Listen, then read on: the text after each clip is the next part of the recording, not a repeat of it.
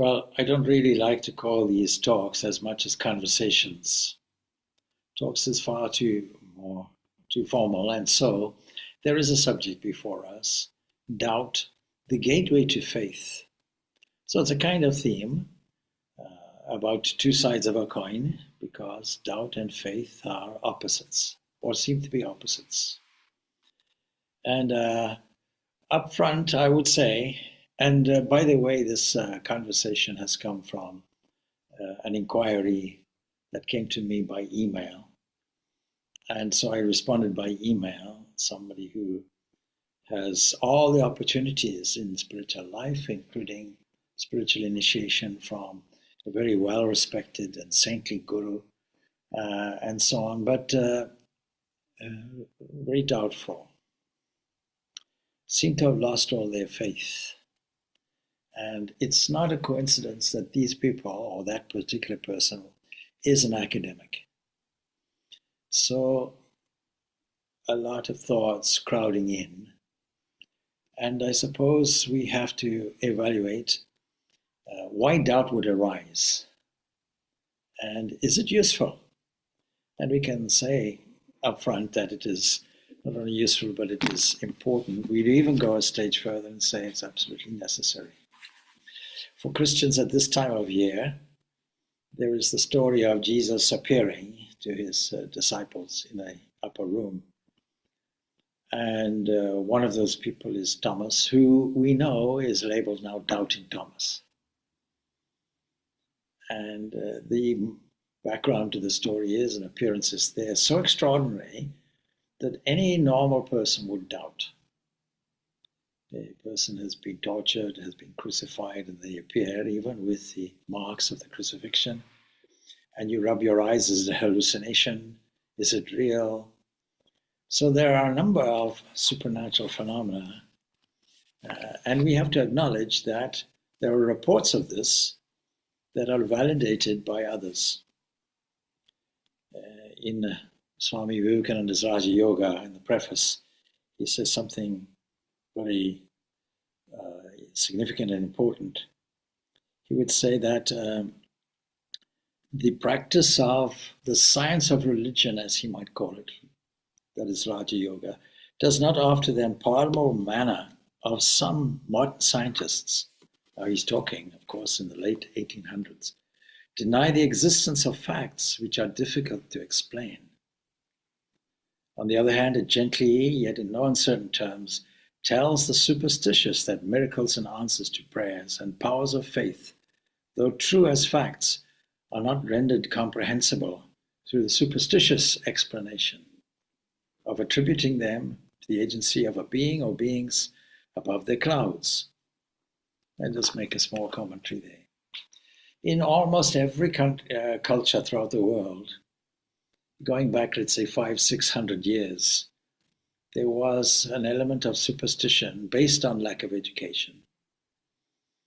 And a simple faith, on the other hand, was there, that they would believe in things that educated people had brought about. So we find in all cultures, in all religious cultures, the dominance of priests, those who were educated and dominated over the others, through a sense of pride, egotism. And so it was that dominance, actually, that would have given rise to the most profound thoughts. The Upanishads were really as a result of, okay, we understand the ritualistic portion, we won't destroy it, we won't rebel against it, and it has its use, but we'll put it in the category of a lower kind of knowledge. There is a higher kind of knowledge that should and could be had. And that then is of the subjective type. The rest is of the objective type. Now, really, in modern times, things haven't changed that much, because modern science, with its very sophisticated equipment, its multiple theories about matter, is investigating the objective, not the subjective, and even relegating the subjective to a position of unimportance.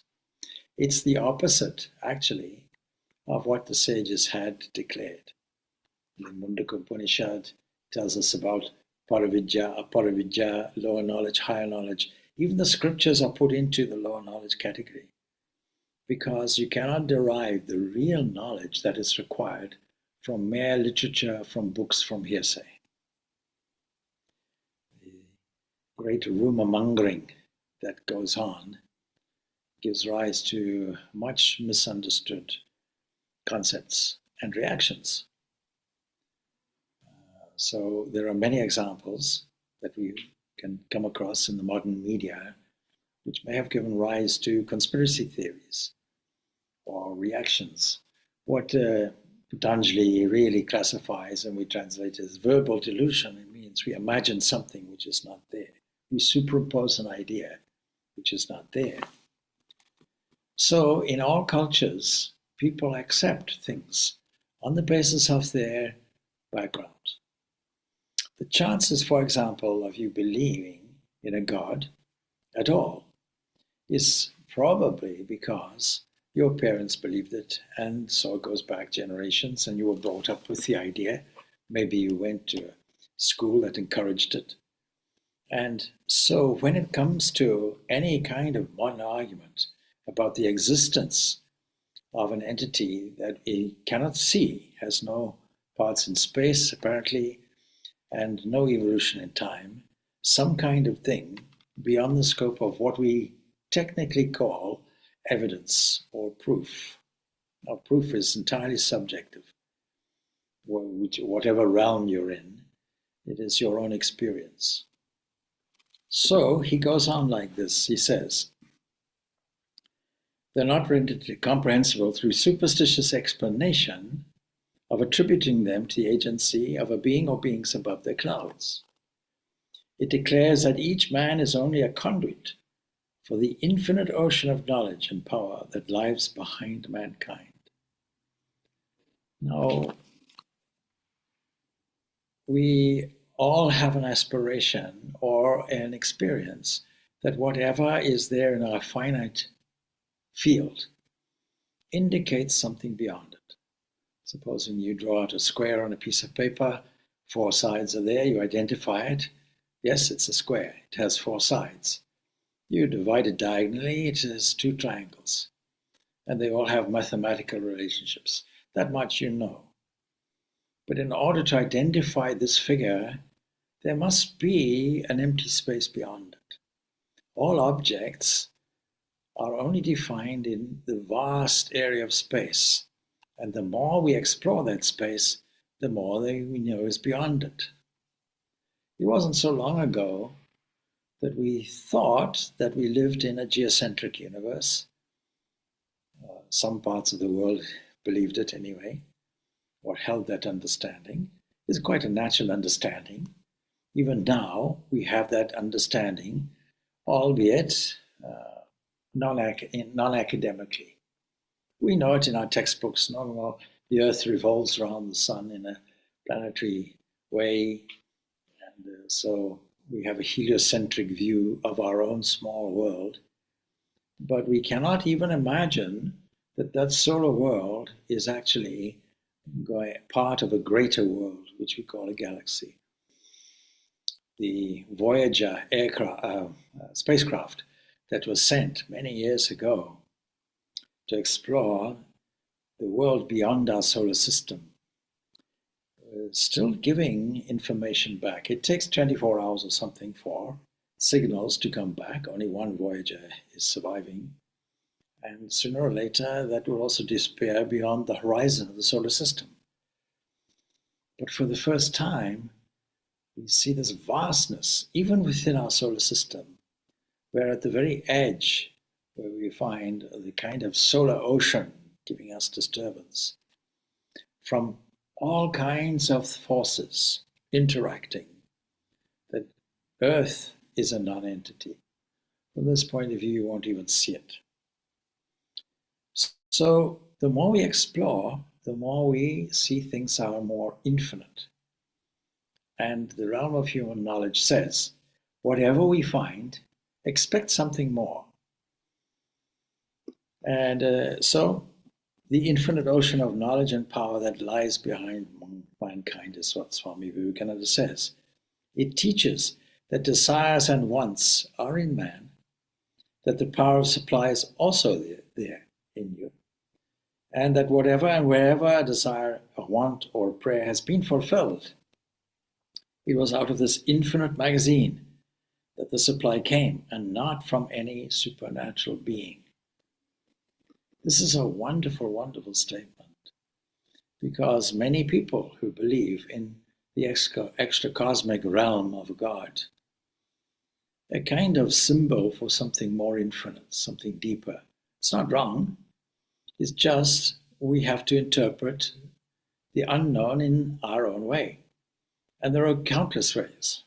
Ekam sat vipra bahuda varanti, says the Rig Veda. Truth is one. Wise people call it variously by various names. So we are struggling to conceptualize things. And it's not just this subject that we are trying to conceptualize. We are trying to conceptualize what we are taught about molecules, about atoms, about the chemical periodic table, that the existence of things which are there, which we cannot see with the human eye, sounds which we cannot hear with the human ear, various phenomena that we know are there because they have been investigated thoroughly and tested and observed, and yet you and I don't observe them. Should we then doubt their existence? Things which are beyond our perception, should we automatically doubt? And yet we don't doubt, and yet we don't experience either, and behave as if these things are not there. Fortunately. Otherwise, you see, we would be instructing a carpenter, please construct a table here, but I doubt if you will be able to do it, because it's actually made from buzzing electrons in a whole electron sphere of its own, and there are dancing molecules there, dancing atoms, invisible to the naked eye. I'm not sure how you'll do it. No, a carpenter wants the materials you want to construct your table. You want to know the time frame in which you require it. You want to know measurements. You want to know the style. He'll want to know all these details. It's completely useless to him to give him a lecture on the atomic structure of wood. There's no practical application. So we have to introduce something that is called discernment. What do we call viveka?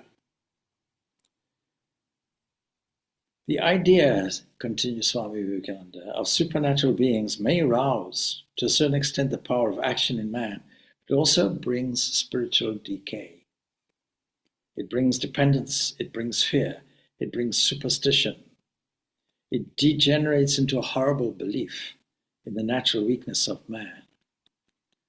Now, I have come across it even amongst devotees of the Vedanta who are fixated not on the principles of the Vedanta, but on such things as consequences. If I do this, will it be bad karma for me? Or because I did that, I can see, oh, it's bad karma for me. I stubbed my toe, I tripped over something, it must be my karma. A kind of fatalism which is equally superstitious. And so this kind of faith, which is the opposite of doubt, in things which are apparently not there, things which are ephemeral, is also ruinous to us. There is no supernatural, says the yogi, but there are in nature gross manifestations and subtle manifestations, and the subtles are the causes, and the gross are the effects. Now, this is way before Einstein's famous equation of E equals m, that everything fundamentally is the subtle energy, which is also causal. You come across people who still to this day repeat the superstition, everything is matter, all is matter. No, all is energy. If it wasn't like that, how could you explode a hydrogen bomb and get radiation? You take some material, and inside that material, you know it's not the end of it. It's not the final product. Inside of it is enormous energy, which can blow up an entire city, a huge region.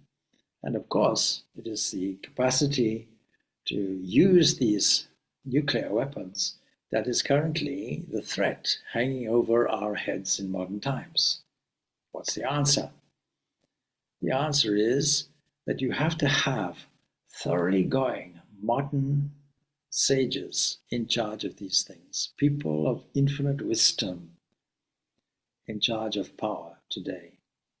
And Swami Vivekananda highly recommends that we review our education system, because our scientists, our politicians, our leaders of the future will have to be brought up in a way where moral character dominates. So he goes on like that. Now, what has this got to do really with doubt and faith? Well, let's review a little bit of what we have just said. If everything is within us, then we have to have faith in ourselves. That is the primary thing. We're told we have to have faith in ourselves. We have to have faith in the infinite. I'm avoiding the word God, an extra cosmic creator being, of which we can genuinely doubt in this modern age.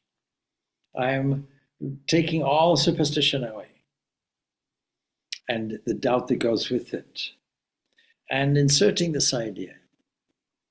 It's important to have doubt, because without doubt, there can be no real maturity.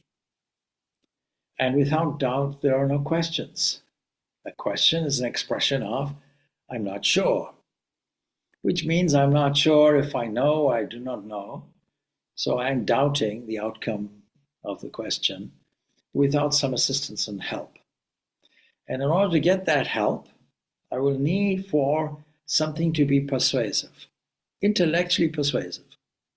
It has to be reasonable. And so how do we find out what is a true thing? Whether it's science or spirituality or whatever it is, same process is there. And we are using Nyaya logic, system of logic which was developed long ago, of the 6 systems of darshanas or Eastern philosophy, or approaches more accurately. We know of Sankhya, we know of yoga. We're not so sure of Mimamsa, hardly used, and Vaisheshika, which is atomic theory. And we have then Nyaya, which is logic. Sankhya, Yoga, Nyaya are all applied to what is called Uttarimamamsa, which is called Vedanta. Vedanta, don't think of Vedanta as being non-dualistic Vedanta alone. That's the final conclusion somewhere. Step by step. Why step by step? Because the wise people of old understood, let's not do it all in one go. Let us say that every step we make is valid. It's non-contradictory. Just as if you climb a mountain and come across a certain horizon from a mountain, which is maybe, let's say, 1,000 meters, and you're going up 200 meters, and then what you'll see is a vista which is there, but it's not the totality. And you know it's not. You know there's more. The human understanding is always, there is always more. There is always more. It's a plus thing. Only matter exists.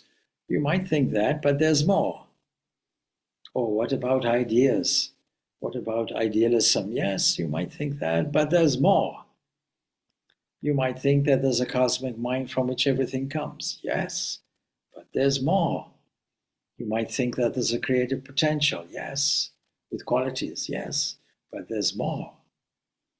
And the more ultimately becomes a revelation of totality, which we don't have access to in the normal process. Only when you reach the top of a mountain will you understand the totality of existence. And you'll understand with another analogy that things must be a combination of substance, name and form. A useful analogy for it is an ocean. Ancient teachers and ancient scriptures attributed parts to what is partless. That's a necessary step to their teaching. The author of the Panchadasi refers to this technique. He says, He calls scripture the well-wisher of the questioner, whose mind is still filled with ideas of space, time, numbers, parts, evolution. So such a mind must be led gradually to dwell on the infinite, the partless, the timeless, the non-evolving perfect one. And so the wise guide people slowly. They introduced in a progressive way the ideas of penetration, transcendence, unity, all-inclusiveness, so that any student's insight will reach its zenith when the duality of the perceiver and the perceived is totally outgrown. So we need to outgrow some things. We have to understand what we learned possibly from as children may be up for question. And it's not that it is wrong, but it has to be outgrown.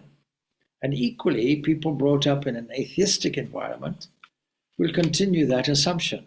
We know that because that is a cherished idea that was introduced by people who are much bigger than us, presumably much more reliable, who gave us a sense of security, and then went into what psychologically we call a parent script. And instead of selecting what is useful from it, and selecting what is useful from an emotional child script, and arbitrating it using discernment. And the discernment comes with raising questions, and questions will come from doubt. So it is useful to be doubtful. Not only useful, I'm saying it is absolutely necessary. We have some examples of it. And for those who don't know, I know this is being broadcast beyond the range of our small group. So the 19th century mystic we revere, Sri Ramakrishna, he himself doubted. He doubted whether this basalt image in front of him at this temple, Dakshinaswar temple, was in fact a reality. Poets, songwriters, mystics had asserted that the image can be seen, that the image was a way of revealing the reality, that was a walking, living, real entity, anthropomorphic as it was, but relevant to human eyes. That glory revealed in the Bhagavad Gita, the 11th chapter, is a cosmic vision where a simple relationship with a revered entity, namely Krishna, reveals himself in a universal way, and it becomes unbearable.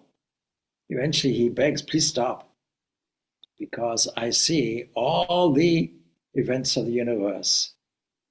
And what that means is that theologically, if you have a creator God that is beneficent, that is loving, that designed a world, a designer theory of God, well, some awkward questions arise from it. Because was this an efficient cause, a material cause? If it's not a material cause, you have to then scratch your head and find out where is all this stuff coming from. So it's theologically untenable and yet useful in the beginning. But then awkward questions. Why are there wars? Why are there problems? Why is there disease? Why is a child born and in some certain circumstances of usefulness, wealth, good fortune, others not? Why is there suffering at all? Is there a problem of suffering? And there's no answer if you simply stick there. So you have to have an answer that goes beyond a simple idea of a creator creating a world. And it goes to existence itself. So we have to ask these questions, and we can't avoid them. And Swami Vivekananda also in that same preface says, there is no excuse. It's unpardonable for those who are well-educated, scientifically minded, to gloss over the things which are unusual, things which are taken as not the norm, things that cannot be explained currently by modern science, and just relegate them to this is non-material, therefore we're not interested, therefore it's invalid. So without doubt there can be no growth. Swami Vivekananda fought that same teacher for so many years, 5 years and odd, until he was convinced. What is the difference? The difference is that Ramakrishna was brought up with certain ideas which he personally verified. And that is where Nyaya philosophy comes in. It tells us a route to verify, to remove our doubt. But there are some steps. What are they? Firstly, we find some credible authority on it. Whatever we're studying, we find an expert. And the expert, we assume, has gone through various experimentation. The expert, we assume, knows what they're talking about, has been through the road that we wish to travel, has written, in modern times, let's say, has written a book on it. But you see, that's not enough. Now, I recently came across with somebody who came to visit me, and they were enamored with a certain writer, with a certain book. And they had a way of evaluating the truthfulness of it, and it came out very, very positive. Then I asked them a question. Do you have the same attitude towards the author? And they did their own verifiable test and said no. Something like 3 out of 10 reliability in that area, whereas the book itself, something like 9 out of 10, maybe even 10 out of 10. So it's not enough just to get things, information transfer. In this case, the case of spirituality, the case of finding out the ultimate infinite, it's not enough to get it from books. Krishna would have said, you cannot, no matter how hard you squeeze the meteorological record with Bengali almanac, you will never get 1 drop of water from it. You cannot get a drop of water from the meteorological report. It doesn't work like this. And so the higher knowledge is knowledge that is subjective. It is the real knowledge. It is not that it is separate in any way, but it is the underlying knowledge about the infinite. How can a human being, used to parts and change and so on, come to grips with the infinite? There's only one way. So we take that credible authority who tells us the way. And when we go through this experiment, as it were, using the mind as your own laboratory, what will you discover? You'll be able to verify the truthfulness or not, but there's one caveat. It has to be rational. You can't have superstition inserted in it. There must be a rational basis for it. That's why we introduce logic. And inference is part of it. Inference means if I see smoke on a hilltop, then I'll infer that there is fire, even though I cannot see the fire. So this is a part and parcel of the evaluation. But the ultimate thing is your own experience. It's your force that pushes you forward into seeking greater knowledge and to confirm things for yourself. There's an inner drive toward it, more than curiosity. It comes out as curiosity, no doubt. But it's much more than that. It's an internal drive. And in that regard, I don't think there's any such thing as an atheist. You might be an atheist about an extra cosmic God, but there's an internal drive for a model of perfection somewhere that drives us forward to try to access it, to try to understand it. And that is what is behind modern science itself, to know more. And with this completely understood phenomena, that whatever I know, there will be more. Always there will be more. So trust in some infinite entity depends on the knowledge that whatever happens, there will be a way out. That is why doubt comes and it becomes a gateway to faith.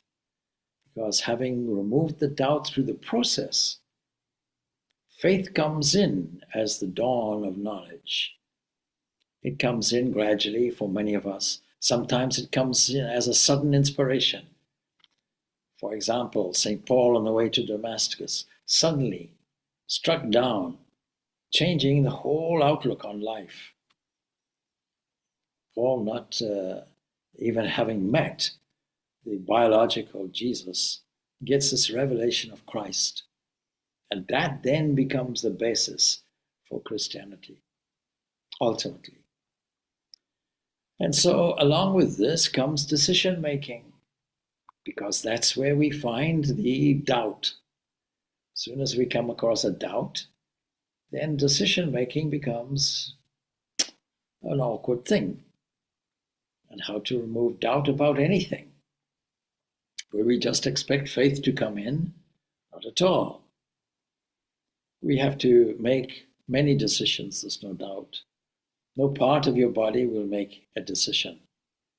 The stomach won't digest your food, the heart won't pump, and so on, if you are doubtful.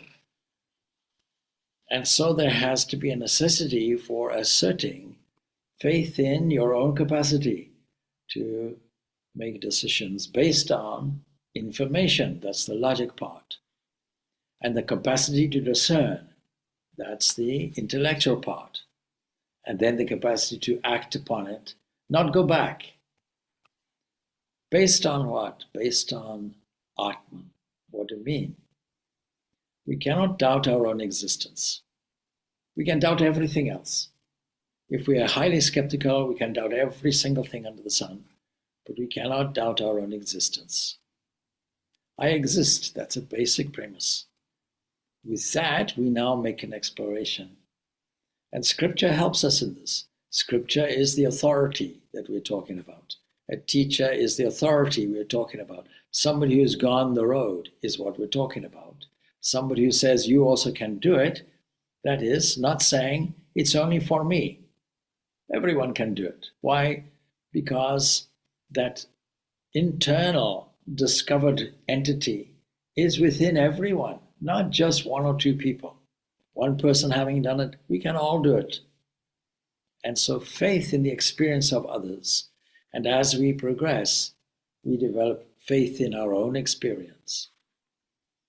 One great phenomena which is produced in Patanjali's Yoga Sutras will be the question of powers, siddhis, which can be misused if there's no wisdom about it. But these supernatural powers come from us engaging, traveling through the only avenue we have in this self-discovery. That is described as the superconscious area. The superconscious area is where we will find the real truth. That is where we will get the faith, increasingly. You can imagine that you yourself are the controller of the rod or the lever, let's say in a manual car. Then if you understand that, there's no need to be miserable or doubtful or fearful. Because then the question can arise, why don't you use it to your benefit? If you have a car, use it to your benefit. So to obviate everyone else's thinking, start thinking for yourself. Because this is where doubtful comes. Doubt comes from doubtful people, casting doubt on your creative ideas. Supposing you have a creative idea about any project, about establishing an organization, for example, or about the capacity to paint a picture, or the capacity to adopt a musical instrument, or anything you wish.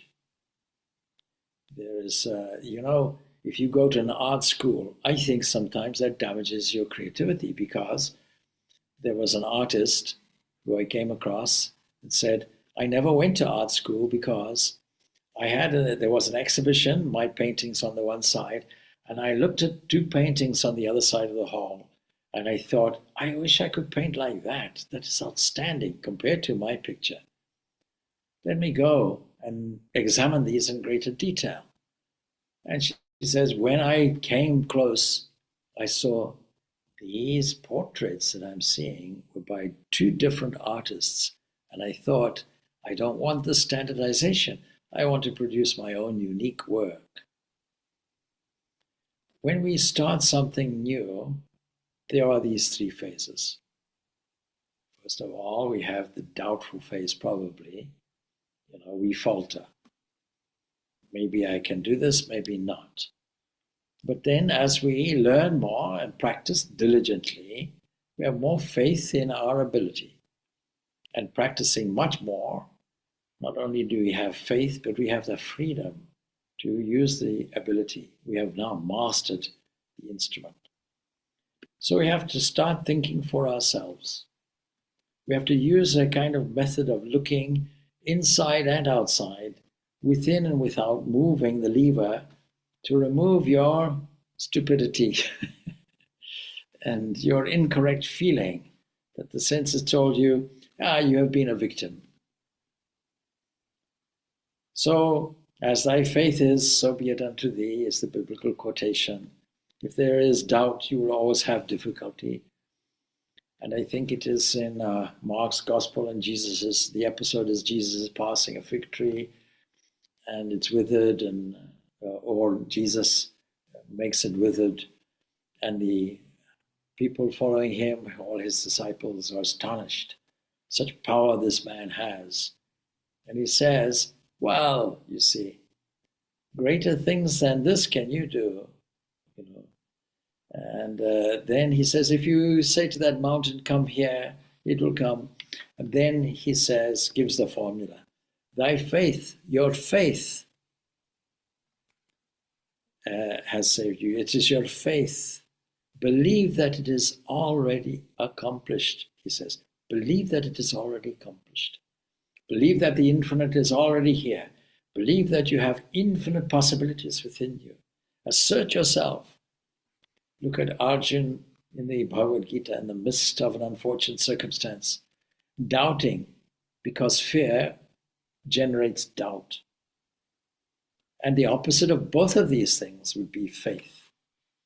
It's the intellect that makes us a seeker, a doubter, a person with confidence. It is to be adequately supplied with the right material, such as scripture, elevating thoughts. We have to try to get rid of doubt by gathering more information. And once we gather more information, doubt will go. Information about what? Information about your own immortal self. Infinite information about your own Atman. That comes from several sources. Scripture. It comes from inspired books. It comes from inspiring people. It comes from even the capacity for you then to be an inspirer. It comes from your own experience. It comes from your own trial and error. It comes from, Krishna puts it like this. Some people have heard about milk. Some people have seen it, but others have tasted it. Those who have tasted it really have an understanding or knowledge of it. You must have a strong, fearless physical device, which is called a body. It gives you enough security and dispels all doubts. Body and mind, a strong mind. You have to develop the strength of mind that says, I've done this, I've said this. I don't look back. I don't question it. I don't regurgitate it. And a conviction that what is the past, even the last second is the past. I have to feel something glorious in the next few seconds. The capacity, the ability to always be watchful and see what is the condition of the mind. Is it of the type of sattva or rajas or tamas? Bhagavad Gita gives a whole chapter on this question of shraddha, of faith. So, in order to make the human character function fully, we must have full knowledge, because it is incomplete knowledge that causes doubt. And yet it's a necessary starting point.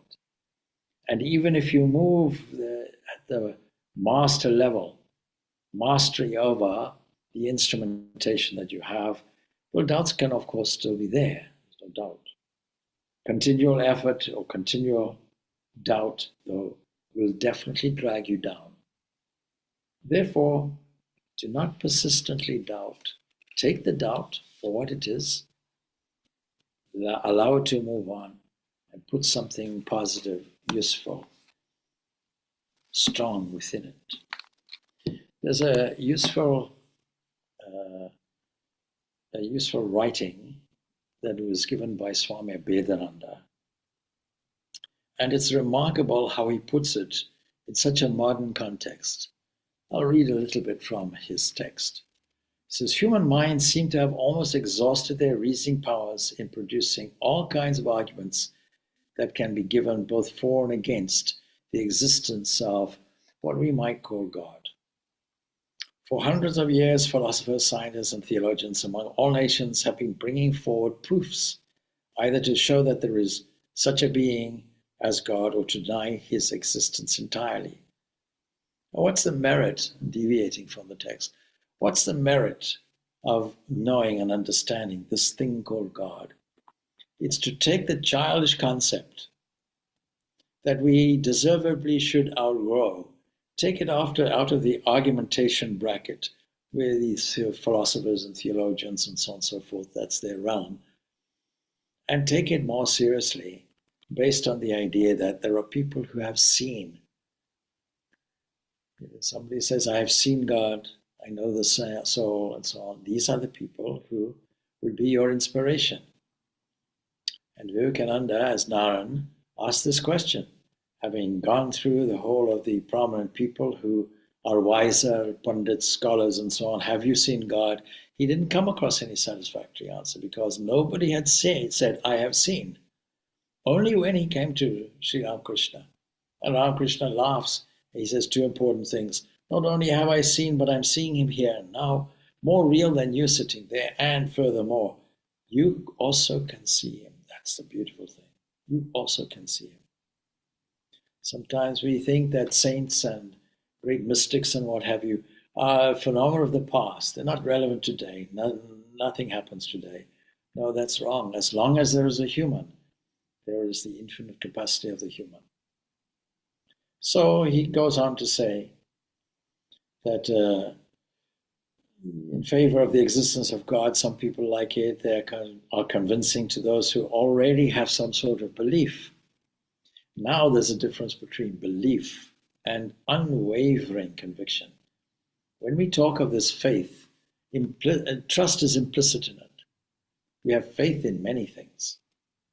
It's interesting to see the modern use of the term faith or faiths. We have something called interfaith forum.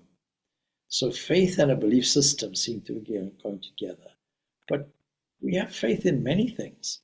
We have faith in the existence of our parents. We have faith that we will wake up in the morning. We have faith that the sun will shine.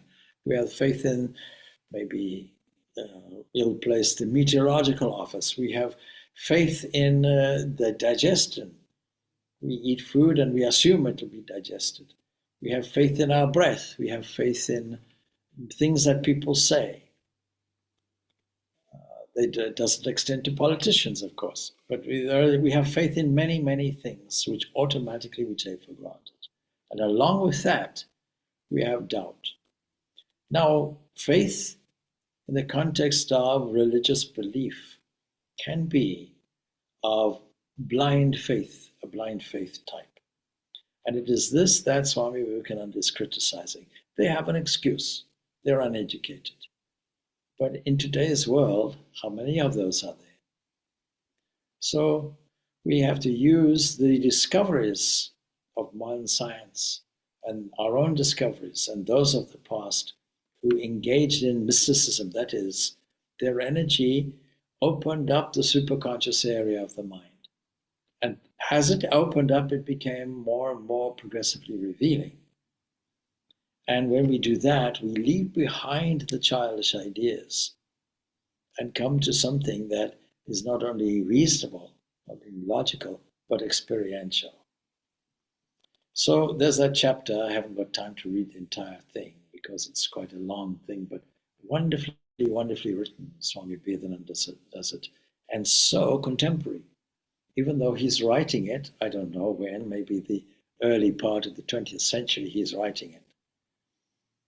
So he's talking about a belief in God as the creator and ruler of the universe, or as an extra mundane being who, dwelling outside of nature, commands everything and directs the movements of the world. Then unconsciously we breathe in and imbibe that belief from our childhood. And he goes on to say the same kind of thing happens with the atheistic type. He says, if we have already a conception of God as our first cause, then all the inductions and inferences which maintain that idea will naturally appeal to us, and we shall take them for granted. But those whose minds are not biased or influenced by any such idea, belief, or conception, those who are not able or who are able to examine these proofs critically in the light of modern science, applying logic and reason, and those who freely investigate nature, searching for an extra cosmic creator and ruler of the universe, may fail to find any convincing proof and may therefore deny the existence of God as such or as the first cause of all. And so we have to broaden, and deviating from this, we have to broaden these raw concepts. We have to outgrow them. And this is where Vedanta comes in. Vedanta teaches us about this Brahman, a substance which is both the material and the efficient cause. It doesn't look for a separate thing. Why is the world full of evil? Well, if I have a benign created God, perhaps I should have an anti-God called the devil or Satan. That doesn't really work. It reduces the entire potency of God. And so it becomes an awkward thing. But thinking people have picked up on these discrepancies. And these discrepancies do not belong in our modern thinking age. But Vedanta does, because Vedanta not only supplies us with the logical and rational evidences for the existence of the substance, which we call Brahman, but also explains the finite part of this, the manifested part of it. And so studying that alone should go a long way to remove our doubt. And the problem is we get influenced by many other things which are not necessarily part and part of this. We have absolute unwavering conviction, theoretically, I suppose, that there are such things as atoms and atomic structures and electrons and protons. But how many people have seen it? You and I have not seen it. The many scientists themselves have not seen it. So how is it that we believe it? But the lesson is that the more subtle we go, the more expansive our understanding of what is there. When you look at a tree, you don't look at the whole total thing. You can't see the roots, and your eyesight is only equipped to see various parts, some branches, some leaves, and so on and so forth. The totality is not seen, and the secretive world of insects within the tree is not seen. And the sap being drawn up by the tree trunk is not being seen. Many, many things are not being seen. We're not seeing the totality of what we call tree. And what is tree? From a physics point of view, a series of molecular structures, organic molecular structures, carbon, hydrogen, oxygen, etc. And then we cannot see that. And then furthermore, the field broadens, atoms, millions and billions, uncountable atoms, trillions and trillions, unthinkable numbers of atoms. We cannot see it.